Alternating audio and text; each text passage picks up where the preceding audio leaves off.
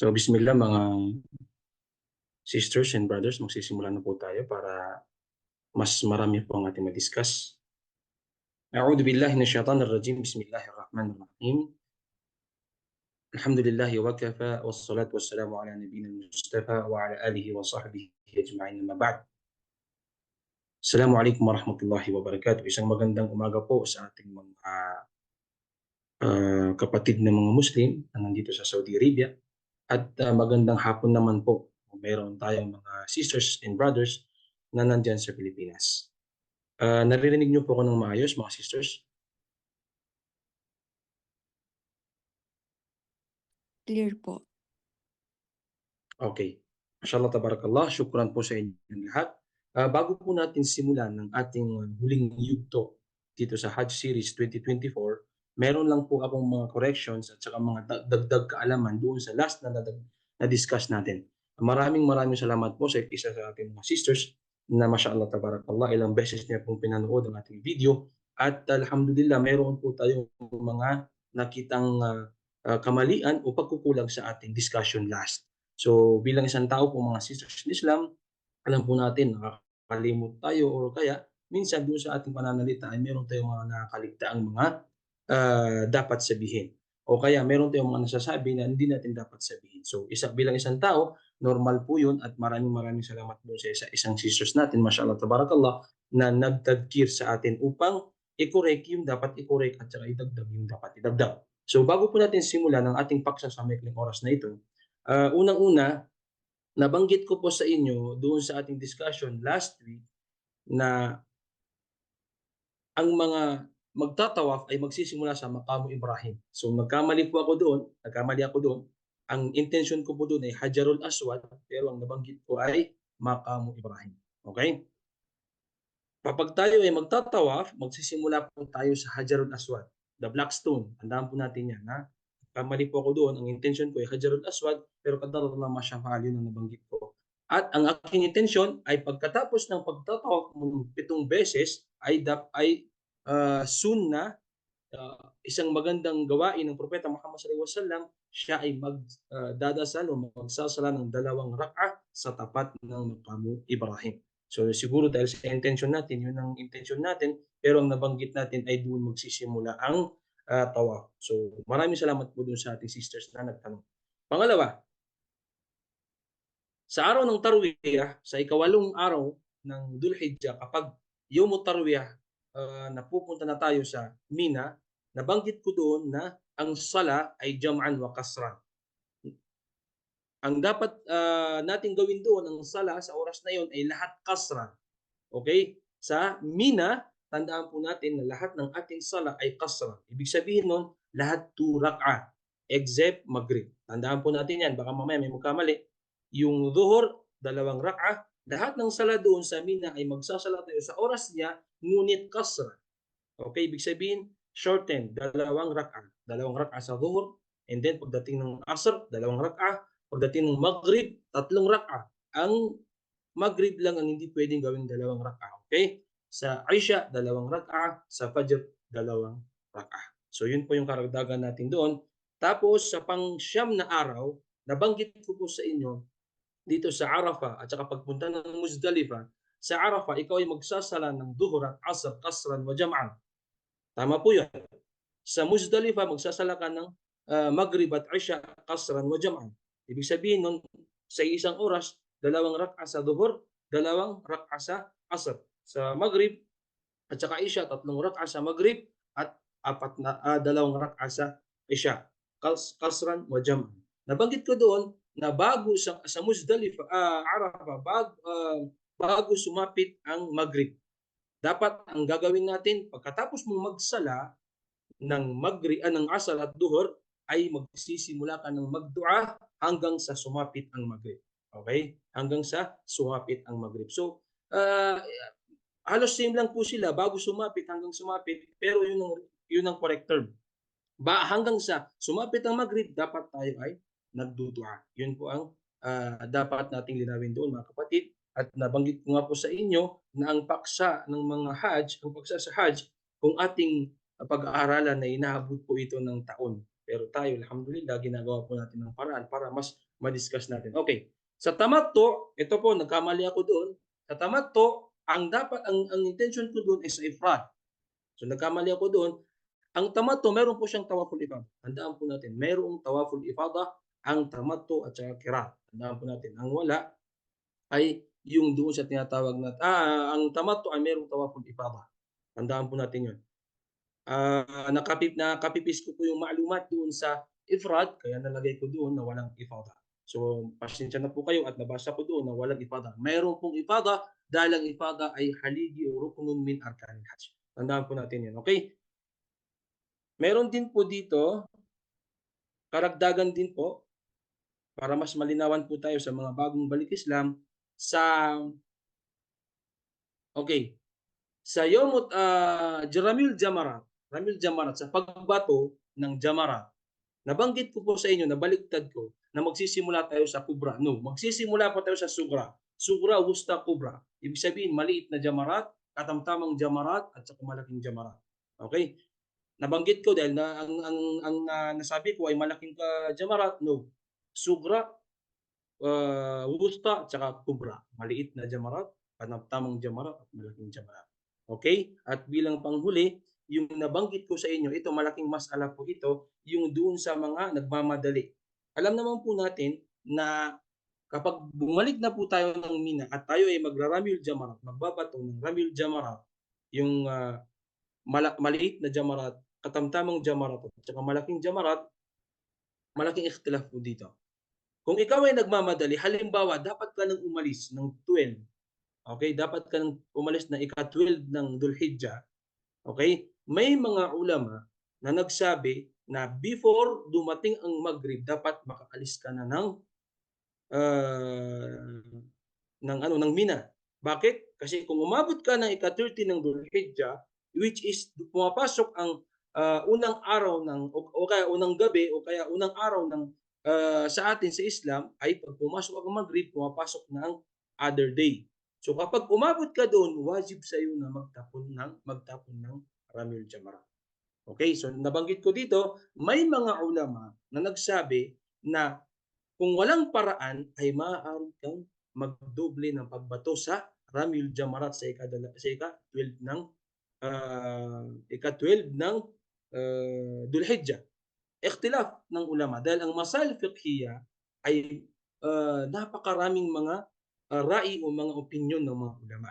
So nakalimutan kong linawin sa inyo na kung ikaw ay nagmamadali, halimbawa nagmamadali ka, ay maaaring huwag ka nang magtapon ng Ramil Jamarat doon sa ika-13, sa 12 na lang.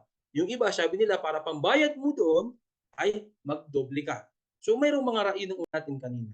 Yung patungkol po doon sa Ramil Jamarat, kapag ikaw ay nagmamadali, halimbawa hindi mo kayang kumpletuhin sa ika-13 ng Dhul-Hijjah at kailangan mo lang makauwi, maaaring may mga dahilan, maaaring may sakit ka, maaaring may flight kayo, kaya maaaring yun lang ang binayaran ng inyong hamlan.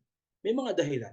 May mga ulama nagsabi na before dumating o pumasok ang ika-13 ng Dhul-Hijjah ay dapat makaalis ka na, before Maghrib, makaalis ka na ng Mina. Kasi kung umabot ka pa ng ika-13 ng Dhul-Hijjah ay obligado sa iyo na magtapon ng Ramil Jamarat. Sabi naman ng ibang mga ulama, maaari mong bayaran ito sa ika-12 ng dalawa ng Dhul-Hijjah. Okay? Kasi ang kanilang pananaw, sinabi ng mga scholar natin na kung sino man ang mag-iwan ng tinatawag na Ramil Jamarat, sinadya niya ito dahil ito ay minal wajibat, kapag ito ay sinadya niya na iwanan ito ay may mga pawang parusa. So maaaring mag-ayuno, maaaring maglahad ng fidya. So maraming ikhtilaful ulama patungkol sa Ramil Jamarat. Pero nakalimutan kong banggitin sa inyo ang rajih ng ating mga ulama, kung ikaw ay mustajil, kung ikaw ay nagmamadali, may dahilan, ay ipapatawad sa iyo ng Allah subhanahu wa ta'ala yung naiwan mong 21 na jamarat sa ika-13 ng Dhul-Hijjah. So yun po yung mga karagdagan natin. Maraming salamat po doon sa ating sister na nagbanggit patungkol dito. At humihingi rin po ako ng kapatawaran sa inyo dahil sabi ko nga po sa inyo na kung i-discuss natin ang Hajj ay hindi po natin dapat pumatapos ng isang taon. Dahil sa dami ng mga hatol na patungkol dito At dahil sa tayo ay kailangan nating ma-discuss ito para sa ating mga sarili, lalong-lalo na dun sa mga magha-Hajj ngayong taon na ito, ay mayroon po tayong mga pagkakamali o kaya mga nakakalimutan. So, maraming salamat po dun sa sisters natin na nagbanggit sa ating mga karagdagang kaalaman. Maraming maraming salamat. Okay, pangalawa, ngayon, nandito na po tayo sa mga mahalagang bagay din. Dapat malaman po natin ito. Alam na natin kung kanino obligado ang Hajj, kailan na obligado ang Hajj, ano yung dapat gawin sa Hajj at Tamattu, ano yung dapat gawin sa Hajjul Qiran, ano yung dapat gawin sa Hajjul Ifrad, ano ba yung ibig sabihin ng Tamattu, ano yung ibig sabihin ng Qiran, ano yung ibig sabihin ng Ifrad, ano yung mga haligi ng Hajj, ano yung mga obligadong gawain sa Hajj. At ngayon naman, dapat malaman din po natin ito ang ating susunod na paksa, which is ito ang tinatawag na mga bawal sa panahon ng ihram o mahduratul ihram. Kapag ikaw ay nakasuot na ng ihram, okay, nakasuot ka na ng ihram, may mga bagay na bawal gawin. Hindi mo dapat gawin. At may mga hatol po dyan ng ating mga ulama. So dapat malaman po natin ito dahil marami sa ating mga sisters, marami sa ating mga brothers na minsan hindi nila ito alam. Pati po sa Umrah. Okay? Sa Umrah, kung ano yung mahdurat dito sa ihram, sa Hajj, ganun din sa Umrah.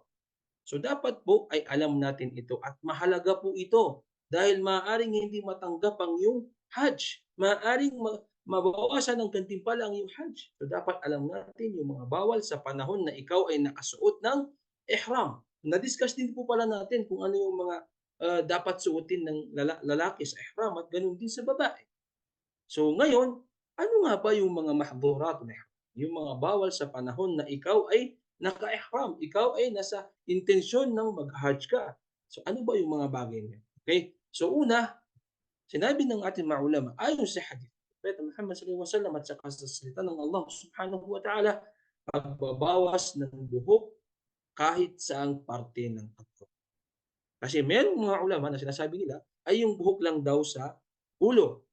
Pero jamhurul ulama, kapag ikaw ay naka-ihram, nakasuot ka na ng ihram, nakapag-intention ka na ng umrah o kaya nakapag-intention ka na ng hajj, bawal magbawas ng buhok kahit sa parte ng katawan. Before, tandaan po natin, before ka magsuot ng ihram, kasama ito sa sunnah. Kasama ito sa sunnah. Yung pagbabawas ng mga buhok ng parte ng katawan, which is sunnah. Pero kapag ikaw ay naka-ihram na, suot mo na yung sa kalalakihan, suot mo na yung puting tela, yung izar at rida, okay? At suot mo na ito, nakapag-intensyon ka na ng umrah, nakapag-intensyon ka na ng umrah, at saka hajj, o kaya hajj lang, ay bawal ka nang magbawas ng iyong buhok. O kaya kahit anong klase ng buhok sa iyong katawan. Okay? So, kabilang din dito ang pagbawas pa o pagputol ng kuko sa mga daliri ng kamay at paa. Parehas yun, yung buhok at saka yung kuko. Bawal pong bawasan yun. Sinabi ng ating mga ulama. Sinabi ng propeta ng Allah subhanahu wa ta'ala, wala tahliku ru'usakum hatta yablugha al-hadyu mahil. Ang Allah subhanahu wa ta'ala, sinabi niya ito sa Quran. Sinabi niya ito kay Propeta Muhammad sallallahu alaihi wasallam at hindi kayo maaaring mag-ahit sa inyong mga ulo kung kayo ay natigil sa ganitong kalagayan nang hindi muna kayo nag-aalay ng hayop sa lugar na kung saan kayo natigil. Na nang sa gayon ay may alis niyo ang inyong mga sarili sa kalagayan ng ihram. Tulad ng ginawa ng Propeta Muhammad sallallahu alaihi wasallam sa pagkatay ng hayop sa Hudaybiyah. At pagkatapos ay tsaka lamang siya nagpaahit ng buhok o nagbawas ng buhok. Ang ating mga ulama sa tafsir nila, sa sinabi ng Allah subhanahu wa ta'ala, ay hindi lang yung buhok sa ulo. Lahat po ng parte ng buhok sa katawan ay bawal niyong bawasan kapag ikaw ay naka-ihram. Okay? So, yan ang tafsir ng ating mga ulama. At sinama dyan, doon sa hadith ng Propeta Muhammad sallallahu alaihi wasallam, kasama rin dyan yung pagbabawas ng kuko. Dapat alam po natin iyan. Baka mamaya, pag suot mo ng ihram, napansin mo, mahaba yung kuko mo, nandun ka sa bus, papunta kayo ng Makkah, nakapag-ihram ka na sa Mikat, bigla kang nag-nail cutter, kapatid, ingatan po natin iyan. Hindi po pwedeng gawin yan mga kapatid sa relihiyong Islam. Okay? Tulad din halimbawa ng pagbabawas ng buhok. Okay, sa mga kalalakihan halimbawa, nakapag-ihram na siya dahil sa pagmamadali, nandun siya sa miqat, nagsuot ng ihram, nagmamadali dahil baka maiwanan ng bus, nakalimutan niyang ahitan yung kanyang bigote. So nakita niya ito sa salamin, so kumuha siya ng pang-ahit pagkatapos niyang mag-ihram, mag-intensyon, kapatid, hindi po maaaring gawin yan ng isang taong nakasuot na ng ihram. So yan ang nabanggit ng ating mga ulama na dalawang bagay na dapat pag-ingatan kapag ikaw ay nakasuot na ng ihram, pagbabawas ng buhok sa kahit saang parte ng ating katawan. May mga nagsabi buhok lang daw sa ulo, pero jamhurul ulama ay kahit saang parte ng ating katawan ay bawal pong ahitan ng buhok. Pangalawa, pagbawas o nabanggit natin ito, yung pagbawas ng kuko, tandaan po natin yan sa daliri ng ating kamay o daliri ng ating mga paa. Tandaan po natin, kapatid, please lang, bawal pong gawin yan kapag ikaw ay nakasuot na ng tinatawag na ihram. So yan ay sinabi ng Allah subhanahu wa ta'ala. So sana po iwasan natin yan. Dapat alam natin yan sa mga mag-hajj dyan. At saka yung mga nag-uumrah. Pasensya na po pati sa mga nag-uumrah, minsan nagkakamali po sila. Yung mga kapatiran natin, dahil siguro nakakalimutan, dahil siguro hindi nila napag-aralan, dahil siguro sana wag naman sadyain. Pero may mga ganyang pangyayari o senaryo na minsan kapag ikaw ay nakasuot na ng ihram, alam mo ng bawal pero ginagawa mo. Pero ngayon, alam na nating bawal, iwasan na po natin. Bago pa magsuot ng ihram, maglinis ka na ng iyong katawan. Mag-ahit ka na ng mga buhok sa iyong katawan. Okay? Magbawas ka na ng kuko sa iyong mga daliri, sa iyong paa. Yun ang pinakamainam, which is sunna pa ito ng Propeta Muhammad sallallahu alaihi wasallam. Pero, tandaan po natin, kapag ito ay ginawa mo sa oras na ikaw ay naka-ihram, nakasuot ng ihram, nakapag-intention ka na, labbaika umratan mutamatti'an biha ila al-hajj. Ikaw ay mutamatti, halimbawa, o kaya labbaika umratan wa hajjan. Ikaw ay nag-intention ng qiran. Halimbawa, ikaw naman ay mufrid, labbaika hajjan. Halimbawa, ikaw naman ay nag-umrah, labbaika umratan. Kapag nasabi mo na yan at nakapag-intention ka na, hindi mo na pwedeng gawin ang nabanggit nating pagbabawas ng buhok at saka yung pagbabawas o pagputol ng kuko. Tandaan po natin yan mga kapatid sa relihiyong Islam. Okay, pangalawa, paggamit ng kahit anong klase ng pabango. Tandaan po natin yan. Paggamit ng kahit anong klase ng pabango. May mga kapatiran po tayo na kapag sila ay nakapagsuot na ng ihram, pag hindi mo alam ito, maraming nagkakamali.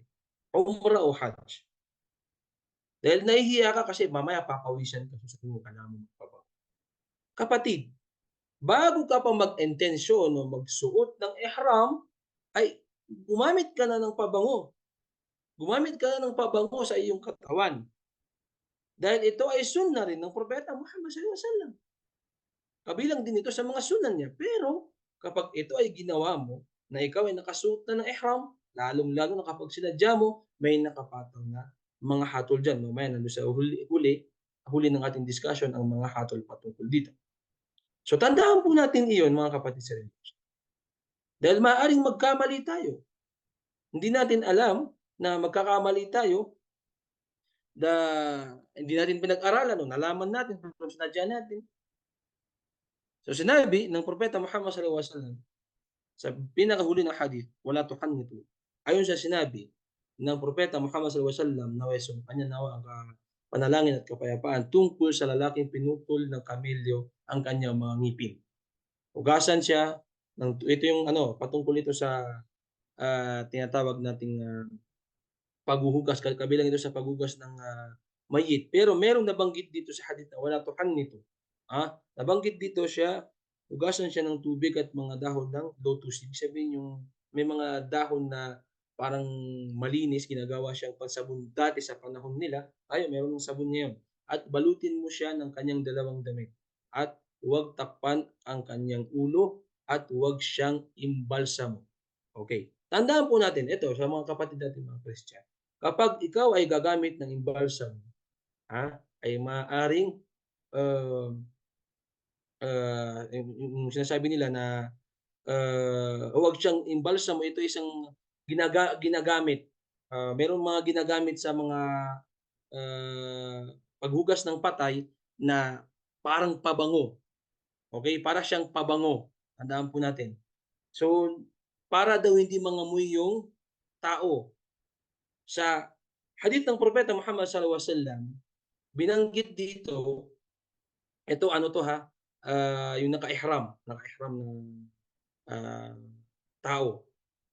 Kapag gumamit ka sa oras na ikaw ay naka-ihram ng pabango, para hindi matanggal sa iyong sarili kasi nahihiya ka, baka mamaya, mangamoy ka dahil sa mag-Hajj po diyan alam po natin kung gaano po kainit at saka yung pawis po. Pero 'wag niyo pong isipin yun, 'wag niyo pong isipin yun. Ang isipin niyo ay yung ibada, So kapag ikaw ay gumamit ng isang pabango, kahit anong klase ng pabango, lalong-lalo na sa mga kababaihan alam po natin na haram yan. Haram po ang paggamit ng pabango. Sa mga kalalakihan sunnah, pero sa oras na ikaw ay naka-ihram, bawal pong gumamit ng tinatawag na pabango, okey? Bawal gumamit ng isang isang pabango. So kung gusto mo magpabango ay before kang mag-ihram. Okey, may tanong dito, Ustad, paano yung deodorant? Yung deodorant, ikhtalafa al-ulama, nagkaiba-iba po sila ng batayan diyan. Kasi may mga deodorant na hindi siya pabango, para siyang kumbaga, ah, kasi may deodorant ngayon na ginagawang pabango, tulad ng mga Axe, 'di ba? Masyadong maamoy. So yung iba halimbawa, deodorant na kapag ihram ka na, ina-allowed nila yung mga ulama. Pero may mga ulama na strikto na bago ka mag-ihram ay maggamit ka na ng deodorant at saka pabango. Kasi minsan ang deodorant alam natin yan may halong pabango yan.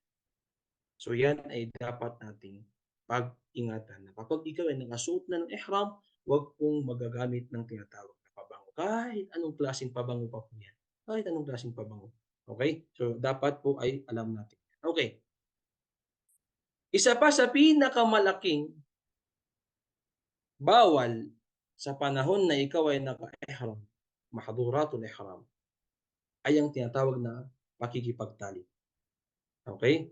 Pakikipagtalik. Sinabi ng Allah Subhanahu wa Ta'ala, "Faman farada fihinna al-hajja fala rafatha wala fusuqa wala jidala fil hajj." Okey, sino man ang may hangaring magsagawa ng hajj sa mga buwang ito ay pagkatapos ay nakapagsuot na ng ihram, magiging bawal sa kanya kung gayon ang pakikipagtalik sa kanyang asawa. Kahit pa sa simula lamang ito sa salita man o sa gawa. Okey?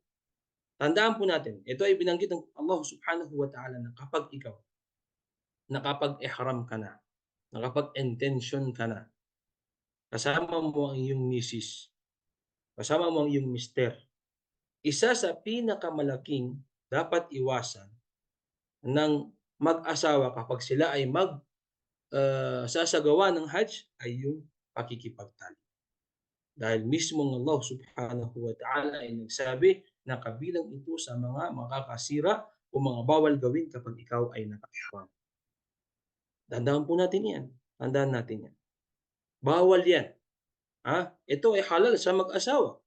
Pero once na ikaw ay nakapag-ihram na, ay hindi mo maaaring gawin ang bagay na 'yan. Tandaan po natin, kabilang din dito ang pakikipaglambingan na may halong pagnanasa, masyahwa. Hindi rin maaari ang pamamanghikan at gano'n din ang pagpapakasal. Sa oras na ikaw ay nakapag-ihram na, nabanggit natin na bawal kang tumabi o makipagtalik sa iyong asawa. Bawal. Ito ay halal dahil mag-asawa kayo. Pero sa oras na kayo ay naka-ihram, bawal. At sinabi ng ating mga ulama, pinagbabawal din yung pakikipaglambingan mo sa iyong asawa na may halong pagnanasa. Ma'asyahwa. Dapat nating isipin yan. Dahil sa oras ng Hajj, muwakkat lang.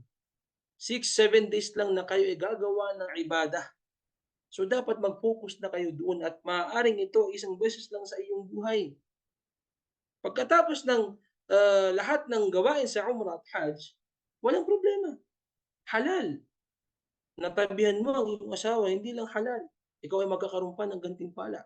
Alam natin yan mga sisters, mga brothers in Islam. Pero sa oras ng Hajj, bawal kong makipagtalik sa iyong asawa, bawal din na ikaw ay makipaglambingan na may halong pagnanasa. Ang ating mga ulama ikhtalafa fiha, nagkaiba-iba sila dito. May mga nagsabi na maaari, meron namang nagsabi na hindi maaari. Pero doon tayo sa hindi maaari. Bakit? Kasi may mga dahilan.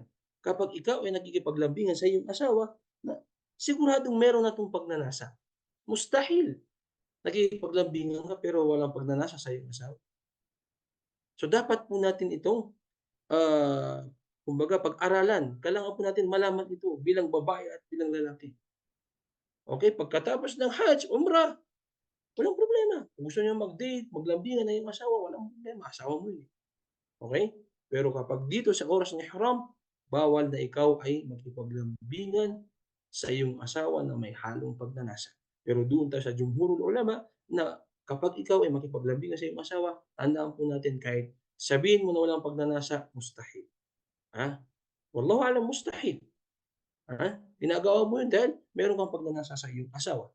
At nabanggit ko rin sa inyo sa oras ng Hajj ay sa bawas ng ihram, bawal po na ikaw ay mamanhikan. Kung lalaki, bawal po na siya ay mamanhikan, okey? At gano'n din ang pagpapakasal, gano'n din ang pagpapakasal. Nakita niyo naman siguro last year, mayroong nag-trending na mga brothers natin na mga Indonesian na nagpakasal sila sa Makkah, umrah 'yun, nagpakasal sila sa Makkah, yung lalaki naka-ihram, suot ng ihram. So, maraming bumatikos kasi, ano, ang usapan dito ikaw ay nakapag-ihram na.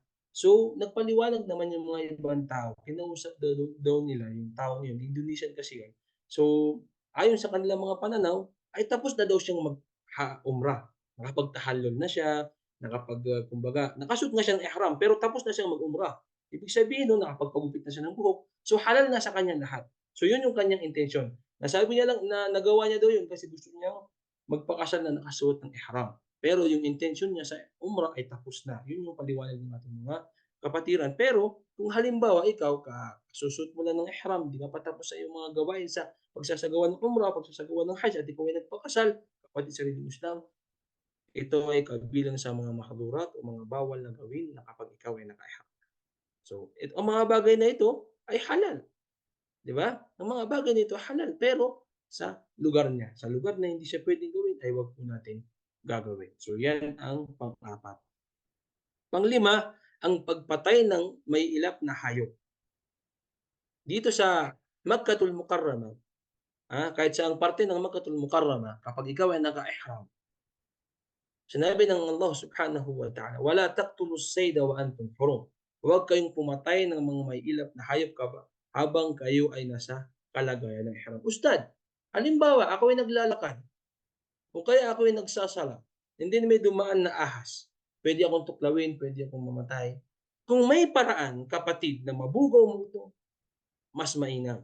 Pero kung alam mo na ito ay makakasira sa iyo, makakasira din sa mga ibang tao, puwedeng magkaroon ng problema, puwedeng magkaroon ng, halimbawa nakagat tapos nagkaroon ng poison o kaya, subhanallah, samahallah, ikamatay ng tao, ay wala pong problema. Sinabi ng ating mga ulama, walang problema. Pero itong matindi rito, may mga ikhtilaf ulama patungkol diyan.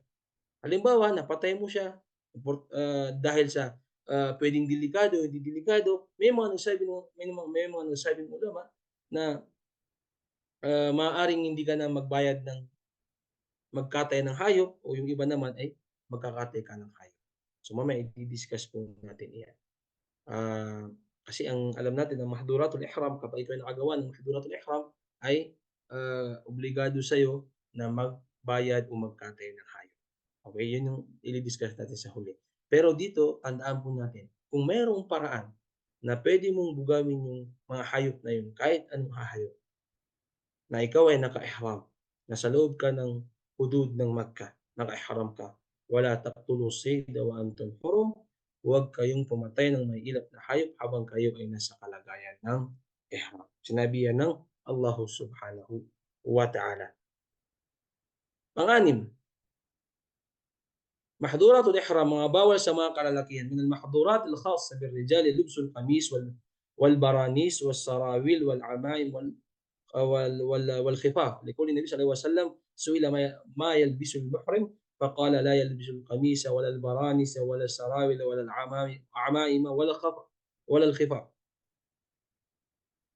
May mga special na bagay na bawal suotin o bawal gamitin ng isang lalaki kapag siya ay naka-ihram. Kapag ikaw ay na lalaki, naka-ihram ka na, nakapag-intensyon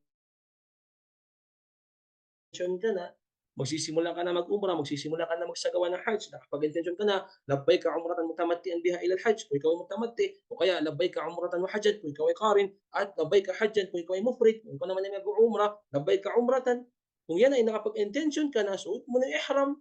Kapatid, bawal kang magsuot ng damit. Kahit anong klase ng damit, baka mamaya sabihin mo nahihiya ka, ha? Halimbawa, marami kang mga pantal-pantal sa katawan, tapos magsusuot ka ng ihram, makikita ng mga tao, nahihiya ka, ha? Sabihin mo magsusuot ka ng damit, kapatid, kahit kulay puti pa yan, hindi po puwedeng suotin yan ng lalaking nakasuot ng ihram. Okey, tandaan po natin yan. Pangalawa, pantalon, jogging pants, short, kasama rin po diyan yung underwear sa mga kalalakihan.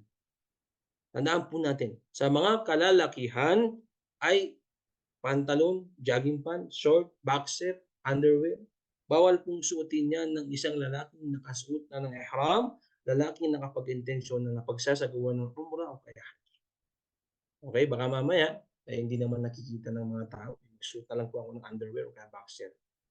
Hindi nga nakikita pero nakikita ka ng Allah wa ta'ala. So kabilang po 'yan, sinabi ng Propeta Muhammad sallallahu alaihi wasallam, sinabi ng, tinanong siya ng mga sahaba, "Ya Rasulullah, ano ba yung, hindi dapat suotin ng mga lalaking nakapagsuot na ng ihram?" Sabi niya, la yalbas al-qamis, damit, al-baranis, ay yung mga iba't ibang klase ng mga pantalon, mga jogging pants, mga short, sarawil, gano'n din, yung mga pants, walang amaim, okey, sombrero, o kaya ito, takiya, tutup, sabi nga nila, ikaw ay mag-uumrah, magsuot ako ng tutup kasi mainit, magsusuot ako ng sombrero kasi, para hindi ako umitim, magsusuot ako ng sombrero kasi ganito, ganyan, ganyan.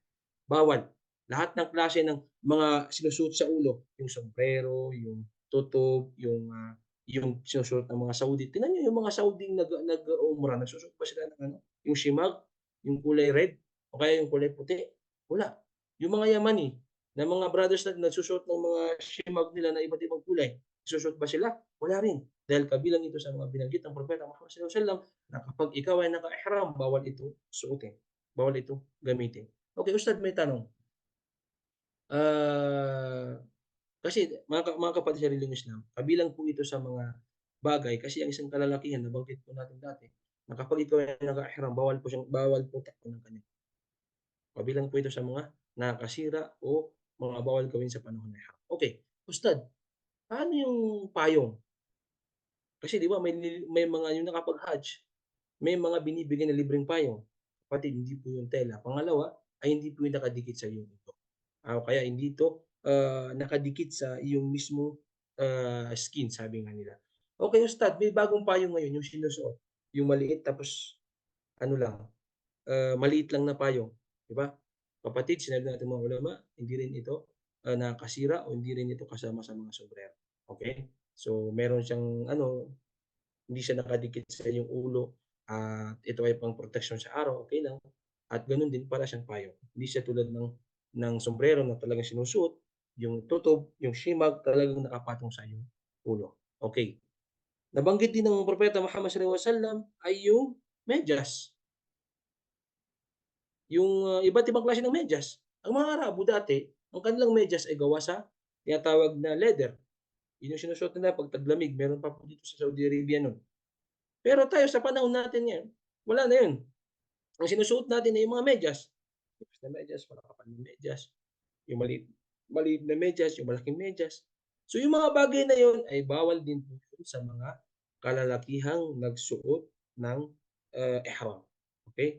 Bawal din po yun mga kapatid sa relihiyong Islam. Tandaan po natin iyan, yan ang mga bagay na bawal sa espesyal sa tinatawag na, kababaihan. Special po ito ay kalalakihan, special po ito sa mga kalalakihan. Okay, ngayon naman, mahdhuratul ihram, mga bawal sa mga kababaihan. So ang pinaka number one na bawal, okay, lahat po na nabanggit natin nung una, yung pabango, yung ano pa ba, yung pagbabawas ng buhok, ganyan, lahat yun, bawal din yun. Pero yung special lamang sa babae na hindi pwede sa lalaki ay yung pagsusuot ng niqab, yung matakpan ng yung mukha.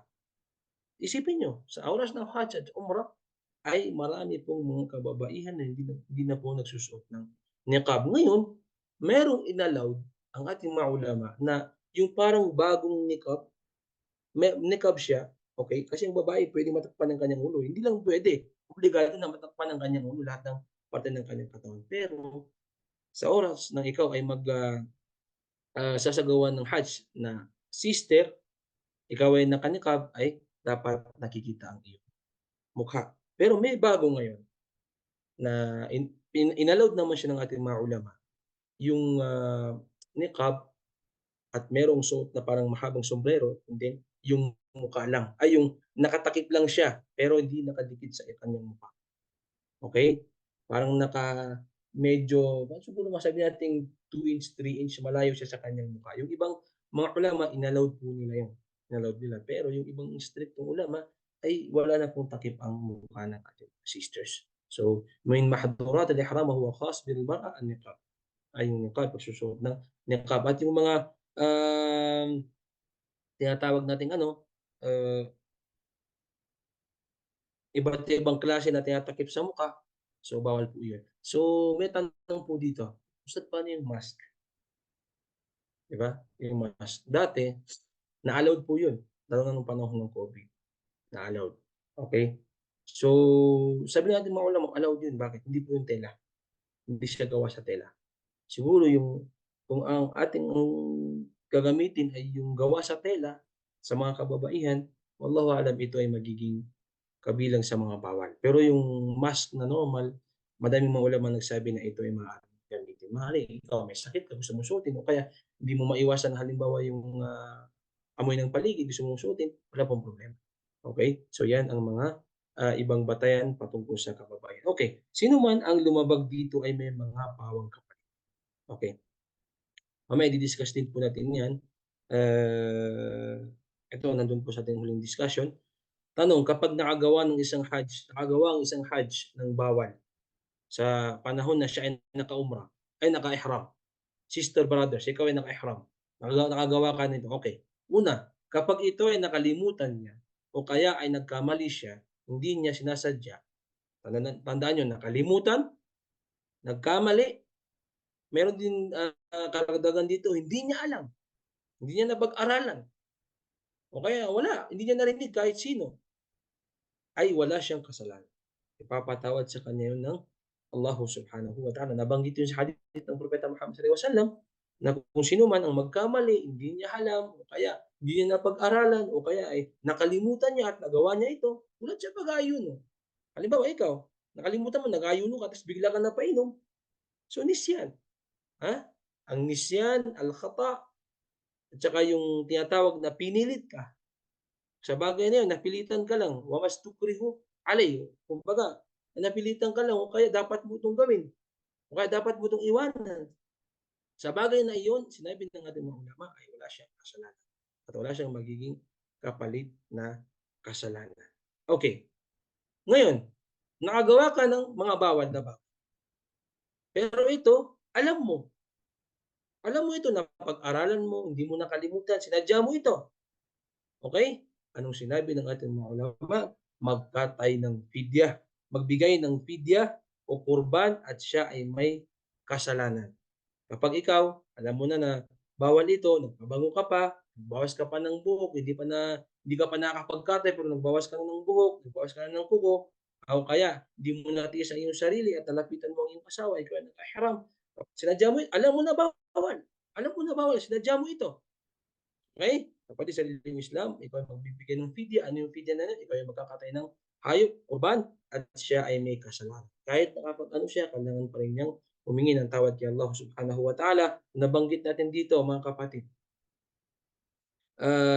sino man ang lumabag dito ay may mga pawang kapalit. Ito ang sinabi ng ating mga ulama, una pagkatay ng hayop, okey? Magkakatay ka ng hayop yung nabanggit natin. Halimbawa, hindi mo kayang magkatay ng hayop, wala kang pera o kaya naubos na yung budget mo. Kumbaga hindi talaga kaya ng, budget mo, makagawa ka ng mahdhuratul ihram, sinadya mo ito. Nagpabango ka, nilapitan mo ang asawa mo, ay hindi ka nakapagkatay ng hayop, hindi mo nga kaya, mag-aayuno ka ng 3 beses, 3 days. Mag-aayuno ka ng 3 days. Sinabi ni Sheikh Shalih Al Fawzan, sinabi rin ng ating mga ulama, kung hindi mo rin kaya mag-ayuno, ay magpakain ka ng 6 na miskin sa Makkah. Magpakain ka ng 6 na miskin sa Makkah. So yan yung mga bagay halimbawa na hindi mo na, sinadya mong iwanan yung o kaya sadya mong, ginawa itong mga bagay na ito, kung hindi ka man makapagkatay ng hayop, pa mag-ayuno ka ng 3 araw at kung hindi mo kaya mag-ayuno ng 3 araw, ikaw ay magpakain ng 6 na miskin. So yan ang ating mga mahdhuratul ihram, mga dapat na iwasan o mga bawal sa panahon ng ihram. So tandaan po natin, ulitin ko po sa inyo, unang-una na binanggit po natin para hindi po natin makalimutan at, yung oras po natin ay medyo mahaba-haba pa, ay pagbabawas ng buhok, pagbabawas ng, o pagpuputol ng kuko, daliri sa kamay mo o kaya sa paa mo. Tapos pangatlo, paggamit ng kahit anong klase ng pabango, tandaan po natin 'yan. Pakikipagtalik sa iyong asawa, kasama rin dito yung tinatawag nating pakikipaglambingan na may halong pagnanasa at hindi rin maaaring mamanhikan ng lalaki at hindi rin puwedeng magpakasalan ng babae at lalaki sa oras na ikaw ay naka-ihram. Pagpatay ng mga maiilat na hayop, tandaan po natin 'yan. Kung merong chance, halimbawa merong dumating dito na, merong dumating sa Makkah o kaya ikaw ay naka-ihram at may dumaan sa'yo na isang mapanganib na hayop, kung hindi mo kayang, kung kaya mong itaboy, itaboy mo. Kung hindi mo kaya, sinabi ng ating mga ulama, binanggit ko sa inyo kanina, may dalawang mga hatol diyan. Kahit ito dahil ito ay pinatay mo pa rin at ikaw ay magbibigay ng fidya. Kung ito naman ay pinatay mo dahil sa kailangan, ay hindi mo kailangang magfidya. So lahat 'yan ay puwede mong maaaring kunin. Yan ang sinabi ng ating mga ulama. Pero mga kapatid, kung kaya mong itaboy, itaboy mo yung hayop na iyon para hindi ka makagawa ng kasalanan. Mga bawal sa kalalakihan nabanggit natin, damit, pantalon, sombrero, mga medyas, lahat ng klase ng mga damit na may tela na maaaring, ihambing sa mga bagay na iyan. Okay. Sa babae, yung niqab, please lang, baka mamaya yung mga kababaihan natin diyan, nakalimutan nila, nag-hajj sila, nag-umrah sila, naka-niqab sila. So may mga paraan niyan, inallowed po na ng ulama, nakikita niyo naman yung mga Arabo, mga ibang lahi, yung mga talagang nagni-niqab ay meron silang sinusuot na parang sombrero, tapos yung niqab nila ay nakatakip pero hindi siya nakadikit sa kanilang mga mukha. Ibang ulama, inallowed po nila yan. And then, yung nabanggit po natin, kapag ikaw ay nakagawa ng, bawal, sinadya mo, ay hindi mo sinadya, nagkamali ka, hindi mo napag-aralan, wala kang kasalanan, sabi ng mga ulama. Pero kung ikaw naman, napag-aralan mo, alam mong mali, sinadya mo, merong mga pawang parusa, magbibigay ng kurban, kung hindi mo kaya, ikaw ay mag-aayon ng 3 araw, kung hindi mo kaya, ikaw ay magpapakain ng mga miskin. Okay, merong mga kaalaman na dapat nating malaman. Ito parang summary, okay, parang summary para sa ating pagtatapos din dito sa ating Hajj series. Kasi ilang araw na lang po, ilang araw na lang sa mga kapatid nating mga-Hajj. Mashallah, tabarakallah, nawa'y tanggapin sa inyo ni Allah Subhanahu wa Ta'ala ang inyong Hajj, amin ya Rabb. Ang una, ang Hajj at-tamattu, nabanggit po natin nung una, ay magsasagawa ng pagkatay ng hayop sa isang haji. Kung ikaw ay nagsagawa ang iyong intensyon ay tamattu, umrah, Hajj, magagawa ka ng magkakatay ka ng hayop. Gano'n din sa qiran, kung ang iyong intensyon ay Hajj, umrah, ay magkakatay ka rin ng hayop. Kung ikaw naman ay mufrid, kumbaga Hajj lang. Dito sa Saudi Arabia, based on experience nung ako'y nag-Hajj, lahat ng karamihan dito sa Saudi Arabia na magha-Hajj ay sila ay ina-allowed lamang ng Wizaratul Hajj wal Umrah, Wizaratul Umrah wal Hajj, Ministry of, Hajj and Umrah ay ifrad, mufrid. Ibig sabihin nun ay, ifrad lang, Hajj lang. Hindi nila sinasagawa dito sa sa loob ng Saudi Arabia yung, Hajj, Umrah dahil siguro sa crowded. Pero siguro meron pa ring gumagawa, pero karamihan, karamihan wallahu alam sa Jaliyat, sa mga Islamic Center, nandiyan naman po ang mga admin natin, wallahu alam ang ginagawa dito ay ifrad. Bakit po? Kasi papasok na tayo ng Makkah, yung Thani, yung Tarwiyah, yung panahon na pupuntahan tayo ng Makkah, tapos Mina. Ibig sabihin nun, gagawa ka ng, pagsamba, gagawa ka ng Hajj ay dito sa Mamlaka, sa Saudi Arabia, ay karamihan mufrad. Ibig sabihin Hajj lang, walang umrah. Okay. So sa ifrad ay walang pagkatay, wala pong pagkatay ng hayop. Ang pagkatay, okey, tandaan po natin, sabi ng ating mga ulama, yung mga magsasagawa ng, tamattu o kaya qiran, tandaan po natin ikhtalafa al-ulama'u fiha. Pagka iba-iba ng opinyon dito ang ating mga scholar, pero ang pinaka-correct, dapat ang iyong kakatayin ay dito sa yung pagkakatay ng hayop ay dito dapat sa Makkah, dito po sa Makkah. May mga iba na halimbawa yung mga pamilya natin sa Pilipinas, nag-Hajj sila tapos ang intensyon nila ay tamattu kaya qiran, siyempre kailangan mo magkatay. So sinasabi nila, "Ustad dun na lang ako nagpakatay ng hayop sa Pilipinas." So may mga ibang ulama na nag-allow pero ang pinaka-correct, wallahu ta'ala a'lam, pinaka-correct ay ang pagkatay ng hayop ay dito sa Makkah, okey? Tsaka kailangan din minsan, pasintabi po, kailangan din minsan ingatan natin yung ating mga ibada. Baka mamaya nagpadala ka ng pera sa Pilipinas para sa iyong kurban, para sa iyong para sa iyong pagbayad para sa iyong pagkatay pero baka mamaya ah, hindi nila tinupad yung gusto mo. So, although tatanggapin ng Allah Subhanahu wa Ta'ala yung gantimpala pero nagpabaya ka pa rin, nagpabaya ka pa rin. So, ang pinaka-jumhurul ulama, ijma'ul ulama ng pagkatay daw ng hayop ay dito sa Makkah. Okay. Panglima, sino man ang makaiwan ng rukun, haligi ng Hajj ay hindi katanggap-tanggap ang kanyang Hajj. Tandaan po natin 'yan. Ijma'ul ulama, nagkaisa ang ating mga ulama, sinadya mo, nakalimutan mo, hindi mo napag-aralan, kapag talagang naiwanan mo yung, rukun, haligi ng Hajj, ay talagang magkakamali, hindi tatanggapin ang Hajj. Kung kaya mo, habang nandito ka sa Makkah, sabi ng mga ulama, balikan mo, balikan mo siya. Pero kung nasa Pilipinas ka na, Allah Subhanahu wa Ta'ala lamang ang may alam kung ano yung gagantimpala sa'yo. Kasi rukun yun, haligi yun. Okay. So, nabanggit ko kanina, pasensya na po kayo, yung last na ano natin, tawaful ifada, kasama po yun sa tamattu. Kasama yun sa tamattu, nagkamali po ko doon, akala ko, ang nasa intention ko ay sa ifrad. So, okay. So, alam po natin ang ifada ay wajib, ay rukun, kasama po sa mga rukun. Sino man ang makaiwan ng wajib, okay, obligadong gawain sa Hajj, obligado, obligadong siya ay magkatay ng, eto nabanggit natin, magkatay ng hayop, magpakatay siya ng hayop. So, sa wajib, meron din mga batayan diyan mga katol. Sa wajibat, kung sinadya mo daw, sinadya mo ay hindi na ay obligado sa'yo na magkatay ng hayop. Yung ibang ulama, kung hindi mo 'to sinadya, nakalimutan mo o kaya napilitan ka dahil maaaring ito ay, makasira sa'yo at, naiwanan mo yung wajib, okey, naiwanan mo yung wajib na 'yan, ay hindi mo na kailangan magbayad ng tinatawag na, ah, dam o kaya fidya o kaya pagkatay ng hayop. Pero Allahu ta'ala alam, doon tayo sa, ang ating jumhurul ulama ay doon tayo sa pagbibigay ng tinatawag na, o kaya pagkatay ng hayop. Okay. Sino man ang mag-iwan ng mga sunna ay wala siyang kasalanan, ngunit okay, sa mga sunna, kasi merong mga sunna diyan, napakaraming sunna na dapat gawin sa tinatawag ng Hajj. Halimbawa, al yung, al-wukuf bi Arafah. Halimbawa, kasi ang sunna sa pagwukuf sa Arafah, yung wukuf bi Arafah, alam natin na kasama yan sa rukun. Pero yung oras niya, ang sunnah ay yung tinatawag na, ah, adhuhr wal asr, okey? Ba'da az-zawal, yun ang sunnah. Pero halimbawa, yung company niyo, yung sharika niyo nauna, hindi pa dumating yung dhuhr, eh, walang problema dun, walang problema. Kasi sunnah siya.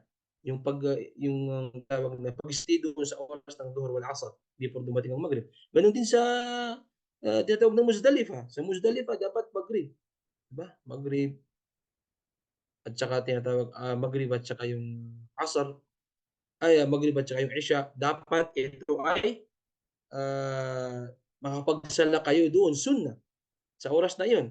Pero halimbawa na-late kayo, dumating na kayo doon, halos malapit na yung fajr dahil sa crowded ng tao, so wala kayong kasalanan. Wala kayong kasalanan doon. Pero kung sinadya niyo ito, ay iba na po yung usapan. Okay, sino man ang hindi makapagkatay ng hayop sa kadahilanan na wala siyang kakayanan at nararapat sa kanya na mag-ayun, okay, halimbawa, ang iyong intensyon, sister, brothers, ay tinatawag na tamattu, Hajj Umrah, at saka Qiran, Hajj Umrah, pero wala, naubos yung budget mo. Kaya nawala yung budget mo, yung pera mo, la mahalla, maaaring naiwan, maaaring nanakaw, hindi mo alam saan nailagay. Kaya wala ka talagang pangkatay ng hayop, as in wala, hindi mo kaya, ha? Sabi nating mga ulama, kung meron kang kaibigan na puwede tumulong sa'yo, humingi ka ng tulong sa iyong mga magulang, kaibigan, o kaya mga kasama mo sa Hajj. Puwedeng yun ang maging paraan para hindi ka, makapag-iwan ng isang gawain sa Hajj. Pero halimbawa hindi mo kaya, nararapat sa kanya na mag-ayuno ng 10 araw. Kapatid, babae ka man, lalaki, nag-Hajj ka, nakalimutan mo, o kaya, o kaya sabi natin hindi mo kaya, ajiza o ajiz, hindi mo kayang magkatay ng hayop, pera, lahat ng nabanggit natin kanina. Ano sinabi nating mga ulama? Ikaw ay mag-ayuno ng 10 araw. 3 days sa Makkah, 3 beses sa Makkah, at 7 beses kapag ikaw ay bumalik na sa iyong lugar. Yun ang pangbayad mo doon sa hindi mo nakatay. Halimbawa, nakagawa ka ng mahdurat, 'di ba? Yung sinasabi ko sa inyo kanina, mga bawal na bagay. Nakapagkatay ka na para sa Hajj, Qiran at saka tamattu. Tapos nakagawa ka ng bagay na tinatawag na, bawal. Tapos hindi mo kaya, wala kang pera, wala kang budget. So, kapatid, mag-ayuno ka ng 3 beses sa Makkah, tapos 7 beses sa, ah yung lugar. Halimbawa, "Ustad, nagmamadali po kami, dapat makauwi na po kami ng maaga. Hindi na po kami mag-i-stay dito sa Saudi Arabia, dapat makauwi na po kami." Sabi ng ating mga ulama, mag-ayuno ka ng 10 beses doon sa iyong lugar.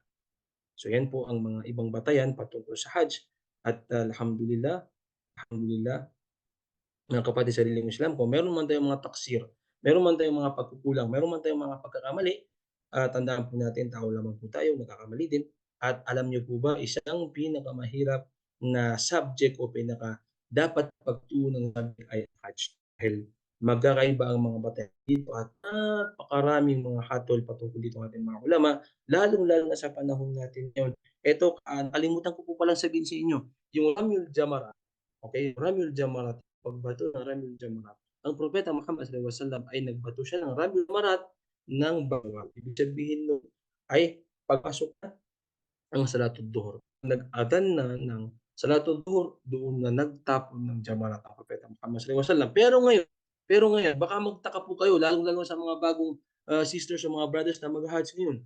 Mayroong fatwa dito sa Saudi Arabia, mayroong bagong hatol na maaaring ikaw ay sagawa ng pagtapon ng jamarat duhur o kaya before zawal o bago dumating ang, salatul duhur. Bakit? Meron pong schedule 'yan, pati ako nagtaka po ako nung year 2022, ako ay nag-Hajj. Ang alam ko na pagtapon ng Ramul Jamarat ay ba'da zawal. Dapat nandun ka na before pa mag-adhan ng duhur, nandun ka na para 'pag pumasok ng duhur, ikaw ay magtatapon ng jamarat. Yun ang pagkakaalam ko, dahil ginawa ng propeta Muhammad sallallahu alaihi wasallam. Pero doon sa aming hamla, sa amin, nakalagay doon na ng maaari kang magtapon ng, Ramil Jamarat before dumating ang Dhuhr. 6 AM, 7 AM, naka-schedule. 8 AM hanggang sa 11, Suwerte ka kung naka-schedule ka ng 11, kasi 'pag pumunta ka ng Jamarat magiging 12 na 'yun, eh, malapit na yung Dhuhr, eh. So doon, sa panahon natin ngayon, inallowed ng Saudi Arabia, mga ulama ng Saudi Arabia, na maaari kang magtapon ng Jamarat, okey, sa oras na hindi pa pumapasok ang duhur. Bakit? Dahil maslaha, para sa kabutihan ng lahat. Kasi kung magsasabay-sabay ang mga Hujjaj na umaabot ng 3 milyon, 4 milyon, 5 milyon na pupunta doon sa Jamarat, baka maaaring magkaroon ng crowded, baka magkaroon ng stampede, baka magkaroon ng, gulo. So, ang sinabi ng ating mga ulama, inallowed nila yon para sa maslaha. So, tingnan niyo, ibig sabihin nun mga kapatid, sa Hajj, napakaraming maraming mga batayan o mga hatol na dapat nating pag-aralan. So ulitin ko po sa inyo, kung meron man akong mga pagkukulang o kaya minsan hindi natin maitama yung ating lengguwahe sa Tagalog at, hindi naman yun ang ating intention, pasensya na po kayo at inshallah subhanahu wa ta'ala sa abot ng ating mga makakaya ay nandiyan naman po ang ating mga ibang mga ulama, mga malalaking ulama na kung meron man tayong mga bagay na hindi naintindihan, tanungin po natin sila. Wag po kayong mag-stay sa isang ulama lamang. Halimbawa, wag kayong mag-stay sa aking tinuturo, wag kayong mag-stay sa isang, kapatid lamang. Kung meron kayong mga, ibang, halimbawa hindi naintindihan o kaya hindi mo masyadong gets, puwede mo tanungin yung ulama kapag sa relihiyong Islam, wala pong problema doon. Ang hindi maganda ay yung sinusubukan mo yung iba't ibang ulama, yung, "Ustad kasi sinabi ni ganito, ganito daw, eh. Bakit gano'n ustad, magkaiba kayo ng pananaw." Ay wag gano'n, idaan natin sa tama. "Ustad, meron akong narinig na ibang mga kapatiran na ganito daw, ano ba yung pananaw mo dito?" So, idaan natin sa magandang pananalita. Kasi yung iba ngayon, subhanallah, parang yung ibang mga tao, na minsan na sinabi ni ustad ganito, eh, sinabi naman ni ustad ganito, eh. Mayroong mga masail fiqhiyya, lalong-lalo sa fiqhiyya na talagang napakaraming hatol, napakaraming hatol. So, kung ating iisipin mga kapatid, napakarami pang mga tanong patungkol sa atin dito sa Hajj. So, yan lamang ay mga mukaddimah, summary na dapat niyong gawin dito sa paggawa o pagsasagawa ng Hajj, lalong-lalo na po sa mga sisters, mga brothers na natanggap na magsasagawa ng Hajj. Mashallah, nakita ko po yung inyong mga, mga ano sa GC, sa mga kalakihan, napakaraming natanggap sa mga Hajj. Hajjun mabrur, sana po tanggapin ng Allah Subhanahu wa Ta'ala sa inyo dahil ito ay napakalaking kantimpala mga kapatid. Na-discuss po natin na kung sino man ang taong nagsagawa ng Hajj at tinanggap ng Allah, laysa lahu ilal jannah. Ah, pa ang kanyang gantimpala ay ang paraiso ng Allah Subhanahu wa Ta'ala. So jazakumullahu khairan, maraming salamat po sa inyong lahat. Muli, humihingi po ako ng kapatawaran kung minsan merong mga taksir o kaya minsan meron tayong mga konting kamalian sa ating mga uslub o kaya sa ating mga sentence o kaya minsan ay, hindi natin alam ay mali pala yung nabanggit natin. So mga kapatid, tao lang po tayo. Kung ano yung nabanggit nating tama, kunin niyo. Kung ano yung mali, ay sabihin niyo po inshallah subhanahu wa ta'ala para at least naitatama po natin. Maraming salamat po muli sa inyo mga kapatid. Hanggang sa muli. Assalamualaikum warahmatullahi ta'ala wabarakatuh.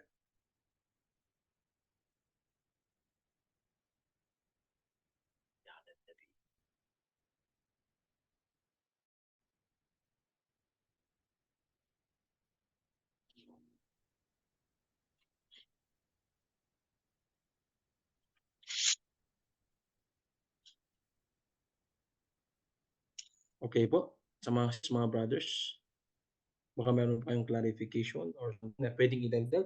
Maraming salamat po sa inyo. Sa mga mag-Hajj diyan, kung meron kayong mga konting katanungan, wala pong problema. Assalamualaikum Ustad. Waalaikumsalam warahmatullahi wabarakatuh. Ahlan wa sahlan, sister. Ustad, tanong ko lang po, example po pag mag-Hajj, pag may asawa po ba kayo dito, obligado po bang kasama yung asawa niyo or pwedeng mag-isa kayong mag-Hajj? Okay. Nandun po yan, mashallah, napakaganda po ng tanong. Nandun po yan sa tinatawag na masail na maaari bang o tanong na maaari bang mag-Hajj o mag-umrah ang babae na walang mahram? Okay? So, yung ating mga ulama, umrah at Hajj ay nung panahon ng Propeta Muhammad sallallahu alaihi wasallam, talagang hindi na allowed yung babae na mag-umrah o mag-Hajj ng walang ihram, ay walang mahram. Walang, kasamang asawa, kapatid o kaya tatay sa babae. Pero sa panahon po natin ngayon, may mga shurut. Okay. Halimbawa, ikaw sister, ikaw lang ang na-allowed na mabigyan ng tasrih sa oras ng Hajj. Tas yung asawa mo wala, ay hindi obligado sa kanya na masamahan. Pero kung merong pagkakataon, mas maganda po mga kapatid dahil kasama mo yung mahram. Kasama mo yung mahram. Pero ngayon, ina-allowed ng ating, mga ulama, ating mga scholar na kung lahat babae, halimbawa sa Jaliyat, ito sa Islamic Center, merong grupo ng mga kababaihan, umabot sila ng 10, 5, 10 hanggang 20, saka gano'n din yung mga kalalakihan naka-separate. So wala pong problema. Wala pong problema dahil kung ano yung dami niyo, sila rin yung magiging mahram. Yun ang sinabi ng ating mga ulama, wallahu ta'ala a'lam. Jazakallah khair po, Ustad.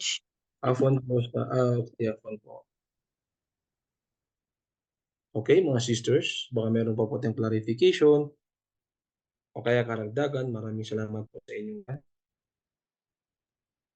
Ustad, pwede po magtanong tungkol sa yung mga hayop po. Yes, wala po problema.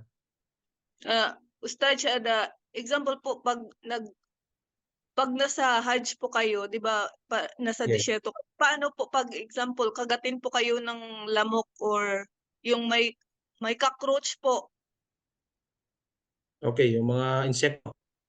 Opo. Kasama po ba Okay. yung pwedeng patayin or ano? Sabi ng ating mga ulama, bugawin na lang po niyo. Kumbaga, itaboy niyo. Yun ang pinakamainam. Iwasan niyo po. Iwasan niyo kahit mga insekto. Pero halimbawa, tulog ka. Hindi mo na makati yung pag ano mo sa kamay mo, ay namatay yung lamok, ay sinabi nabanggit po natin kanina, kung hindi mo sinasadya, hindi mo nagawa ng paraan dahil nga nabigla ka o kaya napilitan ka dahil tulog ka nga at napatay mo, ay wala. Pero kung sinadya mo, nakita mo na nga, meron na ngang ano doon, tapos sinadya mo pa, pinatay mo pa, yun ang hindi po pwede. Pero kung kaya mong itaboy niyo na lang po. Yun ang pinakamainam na gawin, sinabi ng ating mga ulama. Wallahu ta'ala alam. Syukran po, syukran po. Afwan po, sister. Ako sa ating mga sisters.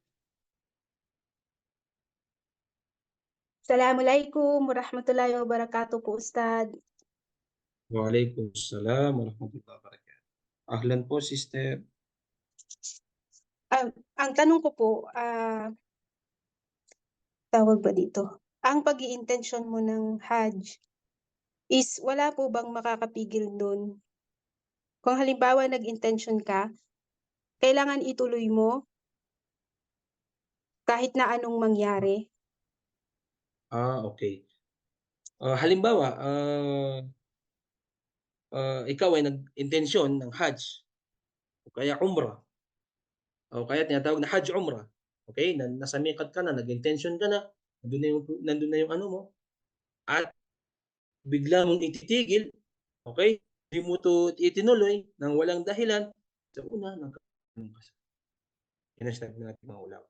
Pangalawa, merong mga nakapataw ng mga parusa. Okay? So, naiwanan mo yung Hajj, obligado, ay karoon ka ng kasalanan, kailangan mo magbalik loob kay Allah subhanahu wa ta'ala, nasabi natin mga ulama, dahil iniwanan mo ito, sinadya mo itong iwanan eh. Yung iba naman, sabi nila, kailangan mo magbayad ng fidya. Yung iba naman, sabi nila, ay nagkasalanan ka na, hindi mo na kailangan magbayad ng fidya. Kasi hindi mo na ito ginawa eh. Pero nagkaroon ka ng kasalanan kay Allah subhanahu wa ta'ala. Pero kung halimbawa, nag-intention ka na Hajj, Umrah, and then nagkaroon ng parang emergency na kailangan mong puntahan, obligado sa'yo na puntahan, kapatid, ito ay papatawad sa'yo ng Allah subhanahu wa ta'ala. Pero kapag sinadya mo, nandun ka na, nakapag-ihram ka na, ayaw mo nang ituloy, dahil siguro tinamad ka, dahil siguro nahihirapan ka, o kaya ayaw mong gawin, kapatid, kailangan mong imuraja, kailangan mong i-refresh yung pananampalataya dahil ang Hajj, kung sino man ang makagawa nito, laysa lahu jazaa'ul jannah. At ito ay pinakamainam na gawain. Kasama ito sa mga pinakamainam na gawain. At ang ano nito, mga kapatid, ay paraiso. Ang gantimpala nito ay paraiso. So, yun lamang po, mga kapatid, yun lang ang may dadagdag ko doon sa tanong ng ating sisters. Ustad, may isa pa po akong tanong. Yes, sister. Ano po, pakipaliwanag nga pong maigi kung ano yung ihram. Kasi yung iba, tulad ako, ang pagkakaintindi ko is sa pagsusuot lang ng kulay puting damit, ayun yung ihram. So ano po ba talaga yung halimbawa, kung nag-intention ka ngayong taon na to na mag-hajj ka at nagsimula ka ng mag-ipon, under ka na ba ng ihram nun? Kasi ang Mashallah. ibang pagkakaintindi ko, ang ihram ay intensyon na gusto mong mag-hajj. Yes. pakipaliwanag Mashallah, po. tabarakallah. Salamat po. Jazakallahu khairan po. Napakaganda po ng inyong tanong. So kapag ikaw ay pag tinatawag na mahduratul ihram, yun yung panahon na ikaw ay nag-intensyon ng magsagawa ng Hajj or Umrah. Okay? Kung ikaw ay papasok na sa intensyon, nandun ka na sa miqat, o kaya nag-intensyon ka na magsagawa ng tinatawag na Hajj or Umrah at nakapagsuot ka na ng ihram, babae at lalaki, andun ka na sa loob ng iyong intensyon, labbaika umratan mutamatti'an biha ila al-hajj, labbaika umratan wa hajjan, labbaika hajjan, ay nandun ka na sa oras ng ihram. Ibig sabihin nun, hindi ka na pwedeng gumawa o kaya magsagawa ng mga bagay na bawal. So yung tanong mo kanina, Ustad, paano yun? Yung intention ko ba na mag-hajj ako, ilang buwan pa ay kabilang sa ihram? No, magkaiba po yun. Kapag ikaw ay pumasok na doon sa intention mo na ikaw ay mag-hajj at mag-umrah, yun ang tinatawag na ihram. Okay? Yun ang tinatawag na ihram. Yun ang pinaka-main na dapat natin maintindihan na kasama po ito sa bagay na halimbawa nandun ka na, hindi mo na ito pwedeng iwanan, nakapag-intention ka na, so bawal mo nang gawin yung mga bagay na yun. Yun ang tinatawag na ihram o kaya mahduratul ihram. Nandun ka na sa iyong intention. Wallahu ta'ala a'lam. Yes, GDC Online. Assalamualaikum warahmatullahi wabarakatuh, Ustad. Waalaikumsalam warahmatullahi wabarakatuh. Ahlan. May tanong dito ang isang estudyante ng JDC. Paano daw bang malalaman kung ang Hajj mo ay mabrur? Meron daw bang palatandaan? Mashallah, tabarakallah. Wala pong nabanggit na hadith na exactly natanggap ang iyong gawain. Dahil hindi po natin alam, minsan nakagawa tayo ng kamalian. Okay? Pero ang pinaka dapat nating tandaan ay yung intention mo. Yung intention mo mula una hanggang katapusan ng iyong Hajj ay tama, walang bahid na riya, walang bahid na pakikitang-tao, walang bahid na ganito, walang bahid na ganon. Inshallah subhanahu wa ta'ala ay tatanggapin sa iyo ng Allah subhanahu wa ta'ala ang Hajj na yun. Pero kung sasabihin natin na exactly na merong binanggit na sign, wala pong nabanggit sa hadith, wallahu ta'ala alam. Pero mga kapatid, minsan alam naman po natin sa ating mga sarili, lalong-lalo na kapag pinagpursigihan mo, talagang nagsumikap ka, alam mo sa iyong sarili na hindi ka pumunta doon para mag-enjoy lang, hindi ka pumunta doon para matulog lang, hindi ka pumunta doon dahil experience ka, pumunta doon para kayo, para sa iyong sarili, para sa Hajj, inshallah, tanggapin niya ng Allah subhanahu wa ta'ala. Wallahu ta'ala alam. Isa ka lang, okay. Isa pa po. Isa pa raw, Ustad. Sige po. Kung wala kang kakayahan na magpakatay ng hayop, mag-ayun ka ng 10 araw, 3 sa Maka, 7 sa Maka, 7 sa lugar kung saan ka, pwede ba yung 7 na hindi sunod-sunod o kailangan sunod-sunod hanggang matapos ang buwan ng Hajj? Okay, mashallah tabarakallah. Yung pagbabayad po, alimbawa nabanggit natin kanina, hindi mo kaya magka-time. Kaya, kumbaga wala na, hindi na natin kaya. So, naka-budget lang yung budget. So, yung ayuno, sinabi ng ating mga ulama, ang pinakamainam ay sunod-sunod.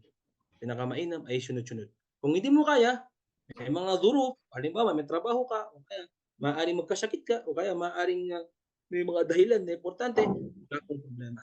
Walang problema. Pwedeng babayaran mo yung isang araw, in another day yung isang araw, in another day yung isang araw. Pero ang pinakamainam, sabi ng ating mga ulama, ay yung sunod-sunod. Bakit?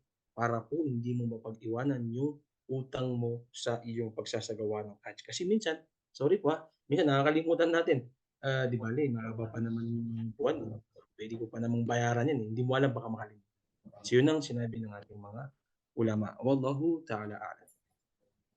Yung Ustad sa loob lang ng buwan ng Hajj, ano? Sa loob, no, hindi, sabi ng ating mga ulama, kung kaya mo, sa loob ng Hajj, bayaran mo.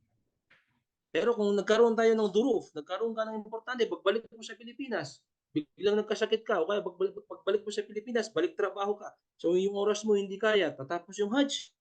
Mga kapatid, ito ay pinapahintulot ng Allah subhanahu wa ta'ala. Jazakallah khair. Afwan po. May tanong po dito.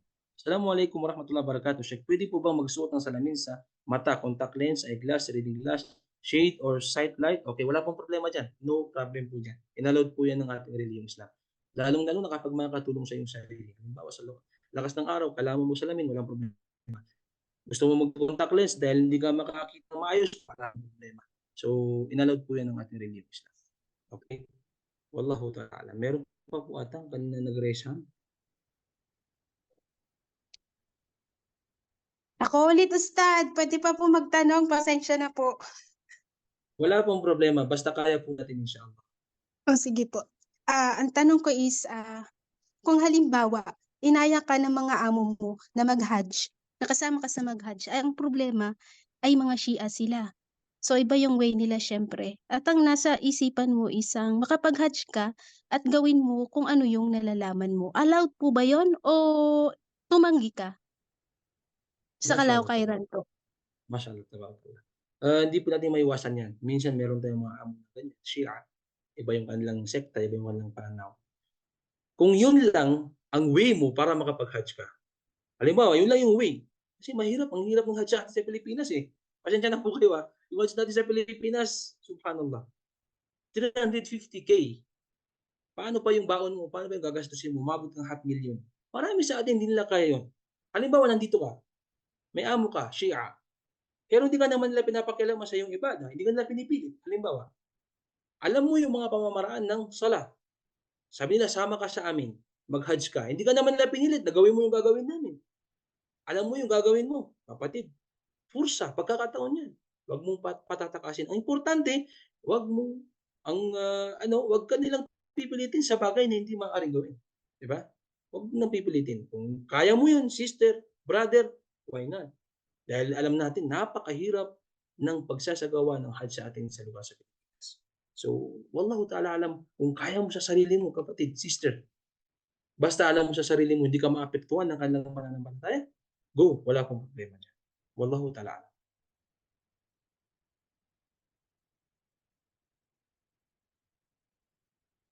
Okay, Ustad, tanong ko lang po, paano po yung hindi makapunta sa Makkah? Kasi nasa layong lugar. Ano po yung meaning nyo doon, sister? Halimbawa na kasi para malinawan po tayo. Ustad, paano po yung hindi makapunta ng Makkah kasi nasa malayong lugar? Kung ang intention mo, iniisip mo dito, malayong lugar, hindi ka makapag-Hajj, kung hindi mo kaya, sister, hindi ka naman magkakasala. Okay? Kung hindi natin kaya, brother, hindi mo kaya na mag-Hajj, kung sa malayong lugar ka, hindi mo kaya, hindi ka magkakasala doon. Pero kung pagkakataon, ay gagantimpalan ka ng Allah. Kung yun yung maksud nyo, yung intention nyo sa inyong tanong. Kasi yung tanong po medyo kulang po siya. So kung ma-explain nyo po ng maayos, mas mainam po, sister or brothers. Okay, assalamualaikum warahmatullahi wabarakatuh. Ustad, tanong ko lang po, kailangan po ba sa sariling perang gagamitin pang bayad ng Hajj sa kalakara? Kung kaya po ng inyong sariling pera, napakalaking gantimpala po ito kay Allah subhanahu wa ta'ala. Pero kung hindi nyo po kaya, halimbawa, meron kong kapatid na mayaman, yung mga senaryo, may kapatid kang naman, okay, sister, isama kita sa Hajj. Wala problema. Walang problema. Halimbawa, Jaliyat, Islamic Center. Okay, mga Islamic Center natin, alam naman natin, wala tayong kakayanan. Pero yung mga brothers sisters na nandyan at pinalat sila na bigyan ng pagkakataon na makapag-Hajj, may sponsor. Walang problema. Hindi po siya obligado na mula sa'yo. Pero kung kaya mo, yun ang pinakamainam. Dahil mas mararamdaman mo ang ibada. Okay, sorry pa, mararamdaman mong ibada kapag ito ay mula sa iyong sikap. Halimbawa, naghirapan mo ito, pinag-ipunan mo ng isang taon, nag-ipon ka ng pambayad ng Hajj, mas mararamdaman mo yung gantimpala dahil ito ay mula sa iyong pawis at mas malaki yung makukuha mong gantimpala dahil pinagpaguran mo ito. So kapatid, sister, halimbawa, tulad sa amin, sa Mindanao, may mga mayor, sa atin sa Pilipinas, may mga mayor na mga Muslim na every year, kumukuha sila ng limang sponsor para sa Hajj. So wala pong problema. Kung mapili ka doon, hindi mo to pera, alam na ibang tao, pero galing sa halal o kaya tinulungan ka nila, why not? Wala pong problema. Allowed po ito, sister. Yun lamang. Okay, meron pa pong dalawa. Nauna po ang ating mga GDCs online class, mga brothers. Okay? Meron po bang tanong? Assalamualaikum warahmatullahi wabarakatuh, Sheikh Farhan. Ahlan, Sheikh. Kumusta po, bro? Sheikh, clarification lang doon sa previous na series ng lecture mo, I think number 1 or I think number 1 na episode. Yung dua, Yes. yung dua ng Arafah, mula sa umaga, bago dumating ang paglubog ng araw, Yes. o bago lumubog lang ang araw. Okay, ang ating mga ulama, ikhtalafa fi istilah al-hadith, sabi nila, kapag dumating ng Maghrib, ay stop na yung dua. Okay? Pag dumating na yung Maghrib, stop na yung dua. Kasi meron na kayong another na gagawin pag dumating na yung Maghrib. Doon sa Arafah, pag dumating na yung Maghrib, doon naman na kayo papunta ng Muzdalifah that time. So, yung iba, sinabi nila, hanggang sa nandun ka pa sa Arafah, ay pwede ka pa mag-dua. Pero, kung isipin natin, ang pinakamainam na dua sa Arafah, ang pinakamainam na dua sa Arafah ay yung araw pa.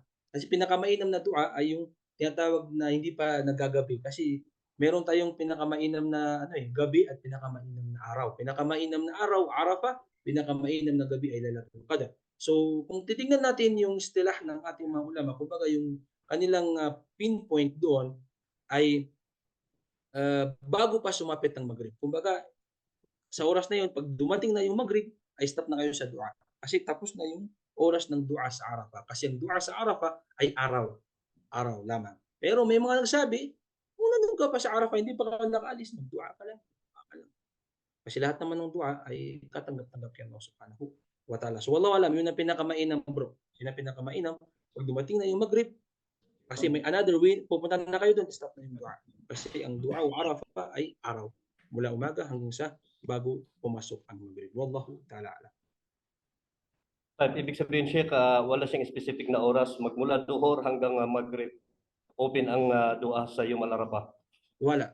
Kasi ang tinatawag ng ating mga ulama na pinakamainam na dua sa araw ay Yom Arafah. So Yom Arafah, pagpasok ng umaga, nandoon na yun, papunta na yun sa bago dumating ang isang araw, isa pang day. So yun ay kabilang yun sa araw. So wallahu ta'ala alam, kung kaya mo, buta mo ng Arafah, dua ka na, maghingi ka na ng tawad kay Allah, mag-dhikr ka na, lahat yun ay kabilang sa mga sunnah ng Propeta Muhammad sallallahu alaihi wasallam, lahat yun ay ginawa ng Propeta Muhammad sallallahu alaihi wasallam. Wallahu ta'ala alam. Pero sa specific time, wallahu ta'ala alam, wala kong nabanggit, wala kong bro, na nabanggit na hadith na specific time na mismong binanggit ng Propeta Muhammad sallallahu alaihi wasallam. Wala po akong maaari sa ibang ma-discuss natin mga ulama, baka mayroon po sila nabasa ng hadith. Pero sa akin po, wallahu ta'ala. Jazakallah khairan, Sheikh. Kung meron pang ibang magtatanong, sige, open pa inshallah, mga ilang minuto. Shukran, bro. Ito dito, may clarification. Ustad, pag hindi na kaya, wala siyang kakayanan mag-hajj o mag-umrah, Ustad, pag namatay po ba ang isang tao na may intention na mag-hajj, pwede bang ipasalo ang intention ng hajj? Okay, yung isang tanong dito, kanina, kapag halimbawa, wala ka ng kakayanan, hindi mo kaya magbayad, malayo ang Makkah, hindi po siya obligado ang hajj. Hindi po siya obligado ang hajj. Okay, ito. Ustad, pag nag-intention po ba ang isang tao na mag-hajj tapos namatay siya, pwede ba ipasalo ang intention ng hajj sa iba? Okay. Halimbawa, ikaw, gusto mo mag-hajj. Nasa intention mo na, pero hindi ka pinalad ng Allah subhanahu wa ta'ala, namatay ka. May mga hadith na sinasabi na kung tama ang iyong intention, totoo ang iyong intention, ito ay magiging bibigay siya ng Allah subhanahu wa ta'ala ng gantimpala. Inshallah, pwede kang, ito ay counted na mag-hajj ka. May nabanggit na ganyan hadith. Pero halimbawa, pwede ba ipasalo? Okay. Halimbawa, may anak ka, mayaman. Tapos mag-hajj siya. Nakapag-hajj na siya, and then next year gusto mag-hajj. Kapatid, ikaw na anak, ikaw na kapatid, ikaw na asawa, pwede mong ipag-hajj ang iyong tatay, ipag-hajj yung taong iyon, ipag-hajj yung kaibigan mo na yun, ipag-hajj mo yung na yun. Kung ano yung intention, kung yun ang iyong intention. Halimbawa, ikaw, nakapag-hajj ka na, yun ang shurut ha. Kung meron kang, halimbawa ako, gusto kong ipag-hajj ang tatay ko, kaya ipag-hajj ang lolo ko, nakapag-hajj na ako, pwede ko siyang ipag-hajj. Maaari po yun. Inalod po yun ng material. Okay. Last na tanong bago yung ating mga kapatid sila Bro Abdulhadi. Tanong lang po sa mga bago po na pasok tulad ko, di po ba kabisado ang sala, wala pong problema kasi sinasama po ako sa kantina. Pwede ba gumamit ang CP para lang magbasa ng sala? Okay, ina-allowed po yan ng ating mga ulama ngayon. Halimbawa, baguhan ka pa lamang, ikaw ay nagpa-practice, may mga iba na binabasa po nila. Binabasa nila hanggang sa matutunan mo. At once na matutunan mo, brother, sister, dapat ay wag kang magbabasa doon sa pamphlets o kaya doon sa mga tinatawag na cellphone. So, sa una, okay, ina-allowed po. Pero dapat po nating pag-aralan ang ating relihiyon paunti-unti at pag natutunan mo na, hindi na po i-allowed sa iyo. Okay, sa mga brothers po natin. Mga kapatid natin, sila brother po. Assalamualaikum Ustad Uday Amales. Kasi maraming estudyante dito na tatanong na Okay po, okay po. tungkol daw doon sa hadi, kung alin ba yung pwede nilang paghati-hatian. Pwede daw ba yung tupa o yung baka? Okay. Dito po sa Saudi Arabia, wallahu ta'ala alam, naitanong na rin po yan eh. Pero dito sa Saudi Arabia, alam ko kapag dito ka magpapakatay, kambing na po lahat yun eh. Ang wallahu ta'ala alam, hindi po nila inalok ng mga ibang So ang ating mga ibang ulama, tulad sa atin, kung kurban lang, pwedeng paghati-hatian yun. Pero dito sa Saudi Arabia, depende sa inyong hamla. Depende sa inyong syarika. May mga syarika talagang lahat yun kambing, yun ang alam po dito sa Saudi Arabia. Pero inallowed po yun. Inallowed yun. Halimbawa, sa baka, halimbawa, pang-anim na tao, kahit pang-pitong tao, pwede po paghati-hatian yun. Pero, dito sa Saudi Arabia, wallahu ta'ala alam, lahat po yun ay kambing. Wallahu ta'ala alam. Yun po ang pagkakalam ko, bro. Hindi ko masyadong alam kasi hindi ako nakapunta doon sa katayan ng kasi kung kami, nagbayad lang kami. So, yun ang pagkakalam ko. Hindi ko alam sa mga brothers, baka yung matagal na dito, baka meron po kayong experience patungkol dyan. Pero inalot po yun ng Religion Islam. Halimbawa, kung tinatawag nating baka, tapos good for 3 tao, 4 na tao, ganun, wala pong problema. Inalot po ng ating Religion Islam. Pero dito, ang biglang po ata, wala lang. Ang biglang ata yung nandiyan sa Makkah. Wallahu alam. Sa kambing, isang tao, isang haji, isang kambing, Opo, isang kambing, isang hadi po yun. Sa baka, wallahu ta'ala alam, good for 7 katao ata. Wallahu alam, hindi ko po na-review. So kung kanari may baka dyan, tapos 7 kayo maghadi, wallahu alam, inalot po ng Religion Islam. Pero yung dito sa Saudi Arabia, isang kambing, tapos 2 kayo, hindi po pwede yun. Hindi po pwede yun. Kasi isang tao, isang kambing po, isang hadi. Jazakallahu khair. Afwan po, afwan. Okay, assalamualaikum warahmatullahi wabarakatuh. Ako bang isamang aking diba habang nag-hajj ang pamilya ko, asawa ko? Hindi sila Muslim. Okay, sister, wala pong problema dyan. Halimbawa, inihingi mo sa Allah na, ya Allah, gabayan mo ang aking mga magulang, tulungan mo ang aking mga magulang.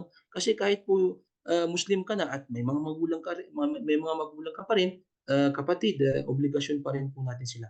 Obligasyon pa rin po natin sila. So isama po natin sa ating mga dua. At lagi po natin silang isama sa ating mga dua na sana po, ya Allah, gabayan mo sila, ya Allah. Sana po dumating yung panahon na maging Muslim din sila. Wala po problema doon. Okay, magkano po ang kambing? Isang tao, isang kambing, magkano po ang prepare talaga? Okay.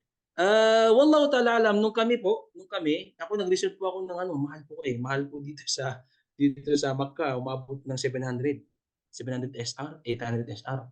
Yun po yung pagkakaalam ko. Doon yun sa tamat to at saka kiran. At saka mag-prepare na rin kayo, halimbawa nakagawa ka ng mali, kaya mahdura. So, yun ang pinakaalam ko ngayon eh. Pero ang normal na kambing naman dito sa Saudi Arabia, kapag hindi Hajj, umabot ng 300, 400, 500 eh. Pero pag oras ng Hajj, umabot po yun ng 700, 1,000. Yun ang pagkakalam ko, based on experience. Sa mga dati na po nag-Hajj, baka po meron ng experience kung magkano yung kambing dyan sa Makkatul Mukarram. Wallahu ta'ala alam. Okay, last na tanong po si Sister Ilham kasi malapit na po yung natin. Mashallah, maganda po yung topic natin. Malapit na po yung Jumu'ah. Assalamualaikum Ustad, Manish. Ahlan po, Dito, ahlan. pahawal lang po. Actually, kaya nga po na sinabi nyo, eligible na for Hajj, tapos chance na kasi nandito na sa Saudi Arabia. Tapos Opo. yun nga, may naipon or may nag-sponsor sa'yo with the purest intention of Hajj. Kaso yun lang, wala siyang maharam. So, itutuloy pa ba niya yung Hajj niya? Wala siyang mahram. Yes. yung alam niya na makakagawa siya ng ano rin, yung kasi di ba ang maharam is one of the yung condition ng ano, ng Yes. Hajj. Sa babae po, kasama po yun sa kondisyon. Lalo na nung panahon ng Muhammad sallallahu alaihi wasallam. Pero ngayon, inallow ng ating mga ulama na kung merong jamaan ng mga kababaihan, kasi ang mga hamla, ang mga syarikat po ngayon, okay, kapag bachelor na mga kalalakihan lang po yan. Kapag kababaihan lang din, kababaihan lang din. So halimbawa kung ikaw sigurado mo na yung syarika na yun, yung sasamahan mong company o kaya syarika, kunwari rajhi, ito alam to ng ating mga kapatira sila Brother Abdul Hadi, kung men's section, kung female section, may nag-sponsor sa'yo na mag-hajj ka at wala kang mahram, tapos alam mo na mayroong female section, marami kayo, umabot ng 10, ng 10, puro kababaihan, inallowed po ito ng Islam. Pero kung alam Okay mo, po yun, inshallah. okay, inshallah po, mashallah, tabarakallah. Sana po tanggapin ng Allah ang ating mga hajj. Kung halimbawa naman, alam mo na yung syarika, puro lalaki, sumama ka sa kanila. So, maghanap ka po ng syarika na, kumbaga, alam mo na mayroong kababaihan. Pero alam po sa Islamic Center, female section, men's section. So, allowed po yung sarili mo. So during the days of the time of the Prophet lang po yung kailangan talaga ng maharam. So ngayon is inallowed naman ng mga ulama. Sa panahon po natin ngayon, inallowed po talaga. Inallowed siya ng ating mga ulama. Alhamdulillah. Okay po. Kasi halimbawa po, yung asawa natin, sana po lahat tayo nasa mabuting kalagayan. Halimbawa, nasa Pilipinas ka. Tapos biglang may kakayanan kayo mag-asawa. Tapos yung asawa mo naman, maaaring nagkasakit, hindi niya kaya. Hindi kaya ng kanyang kalusugan. Tapos sabi niya, ikaw mag-hajj ka kasi kaya mo pa. So, pwede yun. Basta importante, alam mo may mga jamaan ng mga kababaihan, may mga grupo ng mga kababaihan na pwedeng samahan. Pati po sa Pilipinas, ito last week, di ba, nagpaalam po ako sa inyo na mayroon akong susunduin mga kamag-anak sa Madina. So, alhamdulillah, mashallah, tabarakallah, mayroon po mga jamaan ng mga kababaihan. Yung sheikh natin, yung isang kumbaga leader ng Hajj, meron siyang 50 na jamaa. Meron dito na may mga mag-asawa, meron din naman dito na puro kalalakihan, meron din naman dito na puro kababaihan. So pag yun ang nangyari, inallowed po yan ng ating religion. Pero kung ikaw halo ka doon sa mga kalalakihan, ay dapat po na mag-ingat po kayo at dapat na makasama ka doon sa iyong mga mahram o kaya ay makasama ka sa mga jamaa o kaya mga grupo ng mga kababaihan. Wallahu ta'ala alam, mga kapatid sa religion Islam. Ako po ay nagagalak at marami po tayong natutunan. Kung meron po akong taksir, meron akong kamalian, meron akong kakulangan, ito po ay sign lamang talaga na ang ating kaalaman sa Islam ay napakalawak. Kung kami po, kasalukuyang nag-aaral din po ako, so meron din po akong mga bagay na minsan di alam mo, kaya minsan nagkakamali. So pasensya na po kayo. Maraming salamat po sa mga brothers, sa mga sisters, sa mga admin, kila Brother Abdul Hadi, sa mga sisters na sila, Sister Safia, Sister Ima, Sister, lahat po kayo. Sukuran po sa inyong lahat, mashallah tabarakallah. At napakalaki po ng ating na-discuss. Alhamdulillah, mashallah tabarakallah. Maraming salamat po. Muli, humingi po ako ng kapatawaran. Kung meron akong mga kamalihang nabanggit, mga hindi na kumpleto sa aking mga sinasabi, pasensya na po kayo, tao lang tayo. Inshallah subhanahu wa ta'ala, lahat po ng mga bagay ay napag-aaralan. Shukran. Akhiru da'wana alhamdulillahi rabbil alamin. Wassallallahu ala nabiyyina Muhammadin wa ala alihi wa sahbihi ajma'in. Subhanakallahumma. Shukran po. Assalamu